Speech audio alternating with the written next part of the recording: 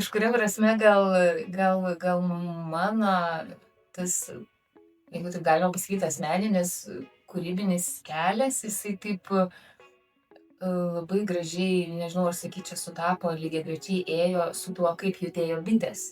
Ir dėl to man taip natūraliai, vat mano poreikis pasirodyti ir bitėse aš galiu pasirodyti. Mano poreikis jau pasirodyti, gal aš mažiau noriu, labiau noriu tyrinėti ir štai bitė siūlo man tyrinėti. Tai man nuostabu. Iš tikrųjų, aš to kažkaip, nebuvo taip, kad aš kažkaip derinos prie tų bičių. Tiesiog aš einu savo keliu, bitės eina savo ir, žiūrėk, labas, kad mum pakeliui. Laukiant buvo, kad aš laukęs. Tai jau irgi buvo eksperimentas, aš nebuvau mačius ir mano žiniom Lietuvoje bent jau nebuvo, kad va taip akivaizdžiai besilaukianti moteris liptų į sceną ir dar šoktų, apie tai ir šoktų, kad jinai laukės. Apie savo tą būseną ir apie visus to. Tai man buvo tai nauja. Ir buvo įdomu pabandyti, ką galima padaryti. Tai man tai buvo eksperimentas. Ir kodėl sakau, kad tas mano poreikis bitėms, jisai gal nesikeitė taip labai, kaip galėtų atrodyti, nes tas visą laiką būdavo poreikis, o tai gerai, tai o kur aš tai rodysiu. Ir bitės buvo ta vieta, kur galima buvo parodyti. Ir tu iš anksto žinai dažniausiai, kad tu galėsi ten parodyti, arba bent jau gali viltis, svajoti, tikėtis. Ir tai yra labai stiprus motivatorius iš viso kurti. Aš manau, kad bent jau to belaukiant, tai iš vis nebūtų, jeigu nebūtų bičių. Nes man tai buvo per daug jautru, per daug, kaip pasakyti, tarpais tikrai man atrodė, kad aš darau nesąmonę ir taip, ką tu čia dabar esi sugalvoji. Tai jeigu dar nebūtų kur parodyti, tai tikrai mano drąsos nebūtų užtekę dar ir eiti ir siūlyti kažkur tokį. Ar kažkaip kitaip ieškoti būdą jį parodyti. Tai, kad buvo vieta jį parodyti, dėl to jis atsitiko, tik dėl to.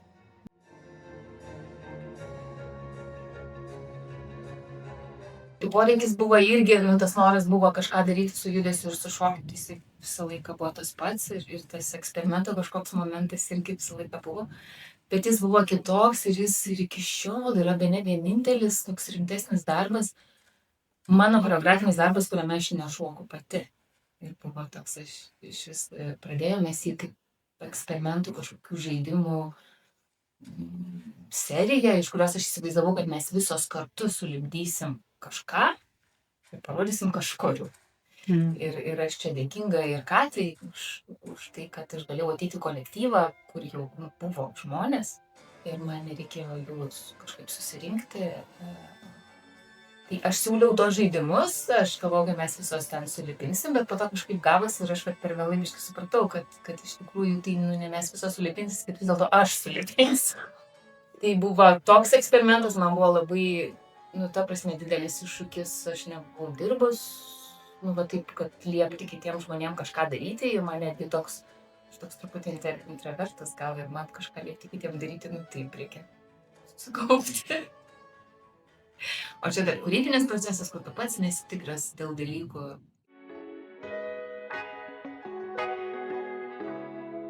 Migloje gal buvo vienintelis darbas, kuris nebuvo kurtas bitėm. Aš jį padariau Meksikos to konkursą ten progą. Bet vėl man buvo labai smagu, kad buvo galimybė jį parodyti Lietuvoje. Ir tai buvo poreikis. Sukūriau kažką, nuvežiau į Meksiką ir tada norisi Lietuvoje parodyti. Ir vėl yra vieta, kur tu gali tą padaryti. Nereikia užsiimti su marketingu ir su to organizavimu. Ir to labiau tai tokia miniatiūra nedidelė, tai net nėra kaip čia sukviesti žmonių, kad pažiūrėtų ten 10 minučių to padaryti.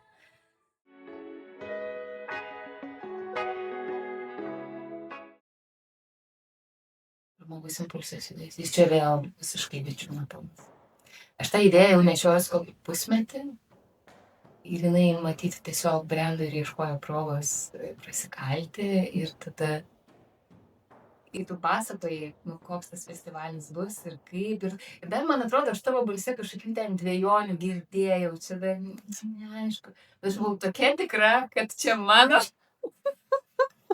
Kurie palaukė, tu pamatysi, čia tikrai viską. Tai iš tikrųjų aš netaip dažnai būnu tokia tikra.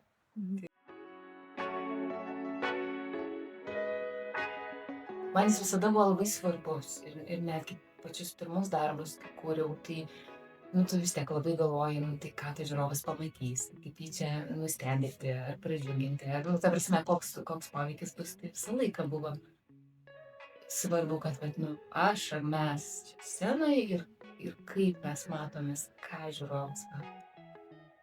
Bet ilgainiui aš kažkaip pagalvojau, kad aš matyt nujudėjau nuo to, kad čia mes atlikėjai, o ten jūs žiūrovai ir mes galvojam, kaip čia jūs mus matom, nuo šito, prie, kad tiesiog yra apskritai tik tai mes.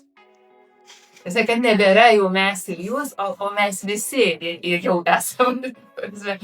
Ir gal iš čia tada tas posūkis į labiau kamerinį kažkokį, kad taip ir taip visi mes. Ir aš gal jaučiuosi, nežinau, gal sąmoningiau, bet nedarau to iš tikrųjų labai sąmoningai, bet, kad labiau, kad ne aš jums čia dabar žiūrėkit kažką parodysiu, bet kad, aš šoku kažką apie save, bet žinau, kad tai tuo pačiu ir apie jūs, tas toksai, bet mes.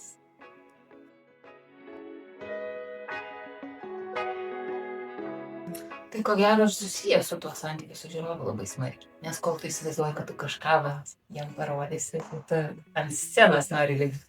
O kai labiau, mes, bet čia visi kartu, mes pabūkim apie tai, tada kažkaip jau, ir pabūkim per judesį. Tai tada kaip nebe taip svarbu, nei man ant tos scenos likti, aš galiu ir, ir galerijoje, tam pačiam lygy. Ir gal tada labiau kamerinio užtenka, tų žiūrovų nebūtina ten, kad daug matyt. Kažkoks ir... Jo, aš dabar tam etape, kur man atrodo, mano darbai geriausiose galerijose žiūrisi iš viso. Kur gali iš arčiau ateiti. Tu nėra tokio atstumo. Jo, ir aš kadangi mažiau rodau, daugiau tiesiog būnu vienose ir kitose dalykuose, tai visai patogu, kai žmogus gali ateiti arčiau. Matyti. Tai ir tiesa, tada ne taip aukštai arba ne taip toli.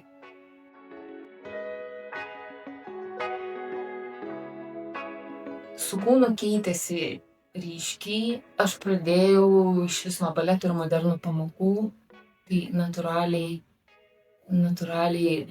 tas santykis su kūnu yra toks išorinis labai. Tu ir koreografija pirmiausia, tu kuri, kaip atrodys, kaip ar šita poza, ar šita gražiau, ar įdomiau, ar šitas judesys, ar kitas, ar ten kažkokia išsidėstymas erdvėje, ar judėjimas erdvėje, kaip iš šono, tai atrodo. O tada ilgainiui, gal šiek tiek ir su studijom mano sutampa judesio terapijos. Pasidarė svarbiau, įdomiau, kaip tas kūnas jaučiasi. Ir labiau iš to pojūčio, iš to jausmo kažkokie dalykai gimsta. Ir įdomu iš tos vietos kurti. Ir aišku, body mind centering, visi mokslai, jie suteikia daug daugiau įrankių kurti. Taip, nes šiaip tai, neatsimenu, kokia buvo choreografija, kažkoks buvo seminaras spaustuviai. Ir ateina ta mokytoja ir sako, tai kai jums reikia kažkokią choreografiją sukurti, tai kaip jūs kuriat? Sako, tai va taip iš savęs, iš vidaus, ar ne? Sako, ir kiek laiko? Sako, kiek metus, 2, 3, 5 gali taip padaryti, o po to, sako, kaip, jau nori kažko kito. Tai va tas, ta visa somatinių, tų visų praktikų gausa, jinai, man atrodo, duoda galimybę vis dar kurti iš savęs, bet vis kažką kito. Ta prasme, ten yra daug daugiau pasirinkimų. Ir dabar jaučiuosi šiek tiek apsukus ratą. Ir dabar pradėjau nuo kažkokio, kaip išoriškai tai atrodo, tada kažkaip labai buvo apie šimtus. O dabar kartais pradedu norėti vėl kažką tiesiog pasidaryti. Ir kažkodėl galvoju, kad tai gal bus vis tiek tai. Ta apėjus ratą, vis tiek tai nebus visai ratas, bus kažkokia spiralė, ateisi panašų tašką, kažkaip kitaip.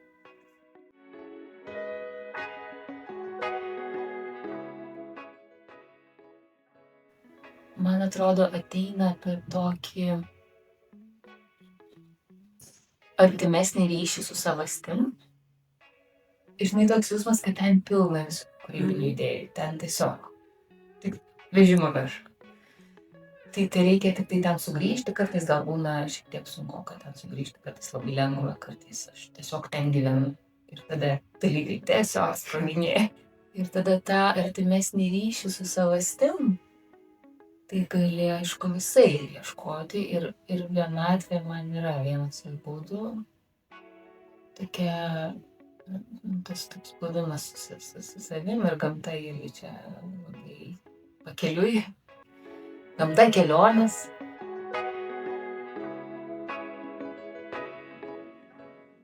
Veidrodžiai man padarė netikėtai kažkokį tokį didelį įspūdį. Atėjau gal nebaisiai entuziastingai nusiteikusi, bet tas veidrodžius aš labai atradau, gal dėl to, kad veidrodis vis dėlto specifinis toks daiktas yra, jisai atspindi tave ir tu matai save. Ir dar visai stipru buvo, kad tie veidrodžiai nebuvo kažkaip pritvirtinti stacionariai, bet kad juos nešiojo žmonės. Ir tada tu tose veidrodžiuose matai save, tu kažkaip judi, tu matai save judančią ir tu judi ir tu matai tą žmogų, kuris nešioja tą veidrodį. Ir tarsi gali judėti jam, o gali judėti veidrodžiu, tai yra savo. Ir tas žmogus irgi, tu žiūri į jį, bet tu matai save veidrodyje. Ir tada aš atsimenu, buvo kažkoks momentas, kur aš, tai gerai, jeigu jau matau save ir ten kokia nors mano ranka juda ir aš ten tyrinėju tą, nežinau, ranką, ten koją ar kažką ten veidrodyje. Ir tada staiga tas veidrodis neberodo mano rankos, nes tas žmogus kažkur kitur nukreipia tą veidrodį. Ir toks įdomus, kad tu žiūrėdamas kitą žmogų, matai save, bet tas kitas žmogus tarsi parenka tau, kurią savo vietą tu matai.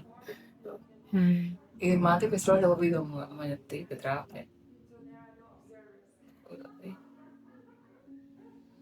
Ir dabar iš šiandieninės perspektyvos kalbant, tai galvoju, tai wow, kaip terapiška. Aš truputėlį bijau tą žodžią, kadangi aš esu baigus šokio judesio terapija, kūno judesio terapija. Tai aš matau labai daug sąsajų. Terapijos pasaulio ir šoko pasaulio, labai daug persidengimų, tikėtinai daug. Bet aš susiduriu, kad bent jau profesionalus šokio laukas, jisai, taip truputėlį prisibijo, tai žodžiu, čia terapija, tai čia jau ne šokis, čia terapija. Ir viena vertus aš jaučiu ir labai suprantu ir labai pritariu, kad yra labai svarbu tos dalykus atskirti. Bet man atrodo, kita vertus labai svarbu suvokti, kad vis dėlto jie persidengia ir gana smarkiai. Tai toks paradoksas. Ir man atrodo, kad jie persidengia ir gana smarkiai, nes kartais truputėlį per daug ignoruoja ir be reikalo gal bijom to.